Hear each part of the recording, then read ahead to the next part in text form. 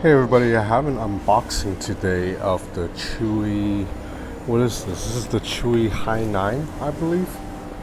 So this, pretty sure this is a keyboard and we have a stylus right here. So this is perfect timing because I'm getting the new iPad Pro today or tomorrow, so I can compare the two.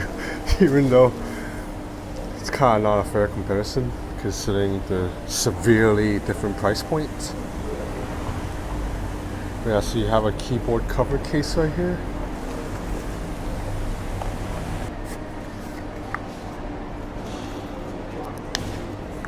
And you have right here the Chuwi tablet with a dedicated clicky button. It uses battery.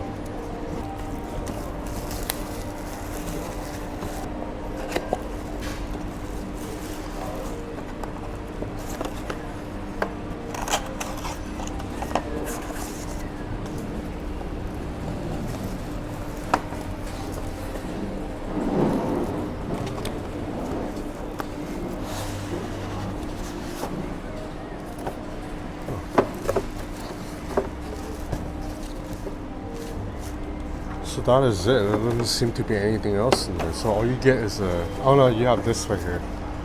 This right here is probably the charging brick. And it better be USB-C.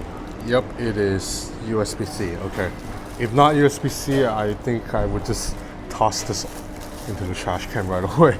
So you have a 10.8-inch display. 6 SIM card. Oh, I like the matte black finish.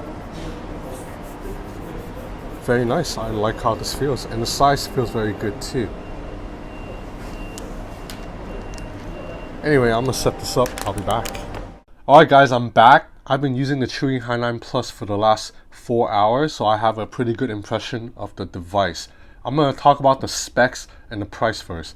The Chuwi Hi9 Plus I think usually retails for about $250, $280 US, but because of the November 11th promotion is coming up, Chuwi is selling this for $230 US.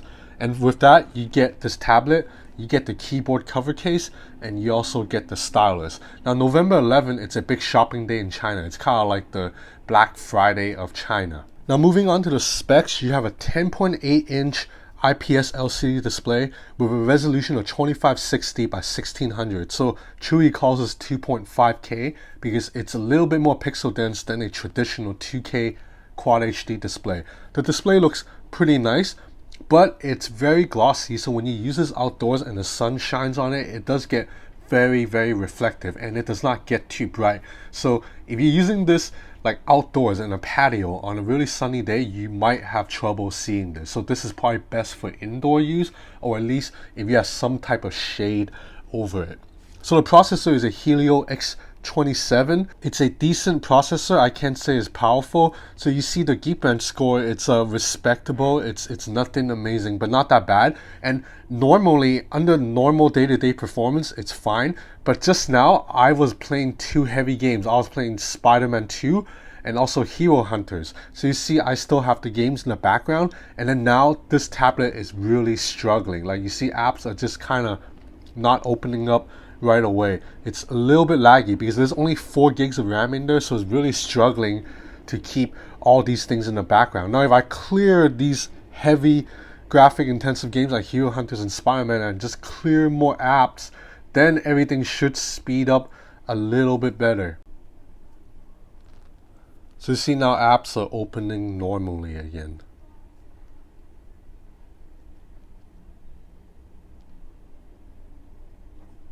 But either way, it's just not the zippiest device, especially if you're used to a new Android phone, like something like a OnePlus 6 or Huawei Mate 20 Pro just zips around a lot faster. But you gotta keep in mind, this thing is $230.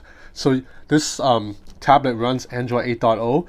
It's a little bit outdated, but at least it's a clean stock version of Android with almost minimal bloat. So it comes with no bloatware really, all stock Google apps. Swipe up to bring up the app tray. Although I really dislike that this button is still here. This button should not be here if you're able to swipe up for the tray. Now you look at the ports.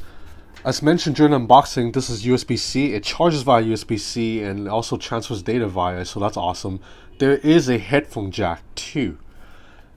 On the back, you have an 8 megapixel camera right here, and also 8 megapixel camera on the front. And then you have 2 rear fine speaker grills, which I'll definitely put to the test later. And then on the right side of the tablet, you have a power button and volume rocker. The power buttons are a little bit loose. Like, do you hear that? When I tap it, it kind of fiddles a little bit. So, this is like that slight inferior quality. It's not on something like a flagship phone, like on an iPhone. The button, it's very clicky and responsive. This is like a little bit, fidgety. But it works. I'm just nitpicking here. So there is no fingerprint reader like we've seen in some of the other budget Chinese tablets. So you do have to just get in with a pin every single time. Okay, so the cameras, I'm just gonna come around and say it. The main camera is trash. But you know what? To be honest, nobody should be buying a budget Chinese tablet to use the main camera. Like, photos are just like, this is how they look. I mean, it's completely blurry. It feels like it's very foggy, like I just stepped into a sauna or something. Like, there's no details, no clarity, no balance. So the main camera, it really should just be used for emergency purposes. Like, I don't know, like if someone hits your car and you need to take a picture of a license plate or something. This is definitely not even photos you want to post on Instagram or Facebook. Fortunately, the selfie camera is a little bit better, and that's more important anyways. If you're using this as a tablet or a computer, the front facing camera is more important than the rear camera. So this is a test of the 8 megapixel selfie camera. I think the selfie camera seems to be a little bit better than the main camera. It looks more clear. Now let's look at the keyboard cover case. So this is surprisingly nicely constructed. The keys have quite a bit of travel. This is better travel than on the stupid Apple laptops that cost like $2,000 US. And this is surprisingly comfortable and easy to type on. So I went on typingtest.com and took my usual typing test, and I scored 100 words per minute with one mistake. So that's 99 words per minute after adjusting for the mistake. That's really high. That's only 6 words lower than my peak score. So this keyboard is good enough for me to work on. Okay, so it connects to the keyboard via pogo pins and these 2 little slots right here. Those are 2 little things that stick out from the keyboard that you stick into the groove. You have to find it. You have to match it properly, because otherwise it's quite hard to put it on. The first time I tried to connect it, it took me like 30 seconds. This time I got it just right. And then after that, you can prop the keyboard up like this. So you only have one propping angle. There's a little groove right here for the tablet to sit. That is it. At least it's pretty sturdy, but there is no other angle. So this angle is ideal if you're working on a desk, but completely almost unusable as if you're actually putting it on your lap. So as mentioned, typing, it's very easy. The keyboard feels nice. There's travel. I can definitely make this my work machine if I need to type stories. If I need to edit videos, I'm pretty sure this machine cannot handle video editing, but just typing, surfing the web, completely fine. So the keyboard cover case folds up like this. This is very similar to Apple's MacBook Smart Keyboard. It's a little bit bulky right here on this end. You see how it goes like this, and then around it there's this little fold around the corner on the sides of the tablet that just doesn't look that natural. It doesn't look that clean. But I'm nitpicking. This whole thing costs $220, and the keyboard's comfortable enough to type on, and that's good enough. So good job, Chuwi, on the keyboard. Okay, now let's look at this included pen. I think Chuwi calls it the Chuwi Hi pen.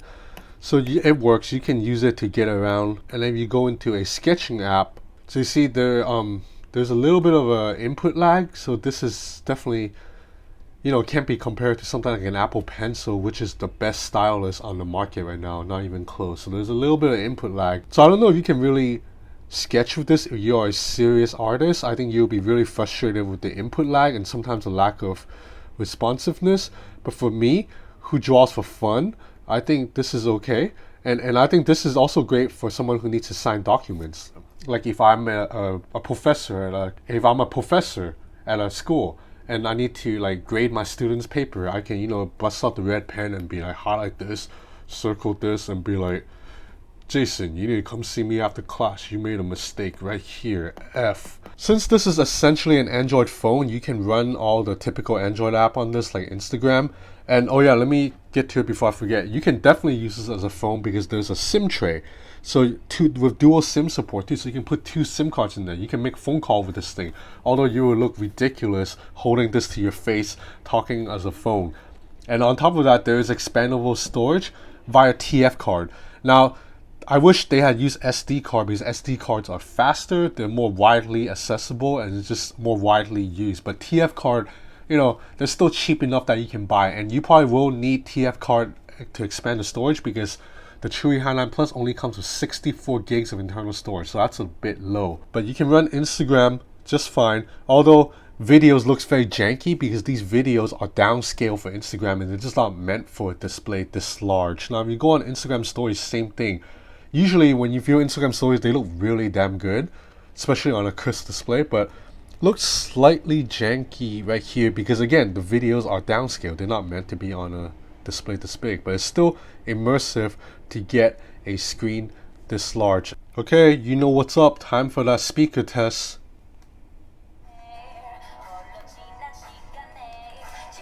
So the speakers are completely on the back.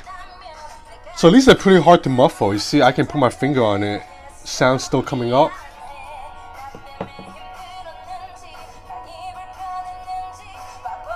This is max volume. So max volume doesn't get very loud and the sound is a little bit flat. There's like no bass at all.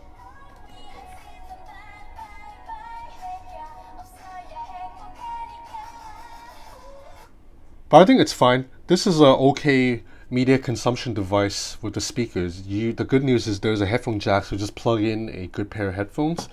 And this is awesome. It's very light. It weighs 500 grams, so you can carry this around like on a bus holding it, and I don't think your arms will get tired that fast because it's pretty light. So now as mentioned, the Helio X27 chipset, like it's solid. It can run basic apps fine. So you're using this as a productivity machine. So if you're using this to write emails, Word documents, go on Slack, you'll be completely fine. But as I mentioned, when I opened up multiple games, performance started lagging, and gaming performance is decent. So you see graphics in Spider-Man 2, it looks fine, but then when I push the game a little bit, when I'm swinging around town or fighting a bunch of thugs, you see that the frame rate drops and stutters. So the game is still playable, but it's not as enjoyable a performance as you would on just about any of the other top phones that I test. Now same thing with Hero Hunt. The graphics are very janky.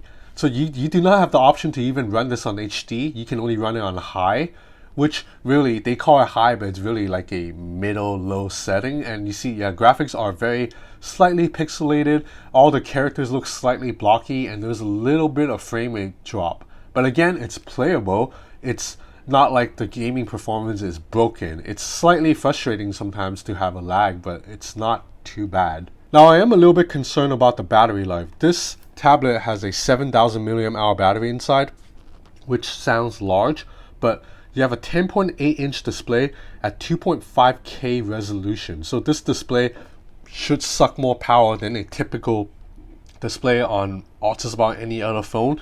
And on top of that, the processor is not the most efficient. It's not a Snapdragon 845, which is really smart at battery management. And I highly doubt Chuwi has any internal battery optimization like a Huawei or Xiaomi. So I don't think this tablet will last you all day if you are truly using it as your main machine. Like if you put your SIM card in there and use this as a phone, you know, like you talk on WhatsApp on it, you talk on WeChat, you get on Facebook, you send emails and you play games, listen to music, I don't think this will last you all day. But you know, it's not a big deal. You just carry a portable battery pack, or if you don't use this as your phone, as just a computing device, you just rip it out to do work every now and then, I think that's fine. So this is the Chuwi Hi9 Plus. It is available on AliExpress for $229 US right now from November 10 to November 12. That's the China's November 11 festival sales day. I think after that, it will jump back up to $250, $260. So now, do I think this is a good deal? I think yes, because I like the keyboard a lot. I will use this as a portable working machine because again, I'm always going out to coffee shops and working. So it's a lot easier for me to lug this around than lug a proper laptop. Now, I am getting the new iPad soon, the new iPad Pro, and I think that, I mean, it's no comparison. That is like 10 times more powerful than this, but that thing is also like $1,400. So for a budget device, Chuwi Hi9 Plus, worth considering. Thanks for watching.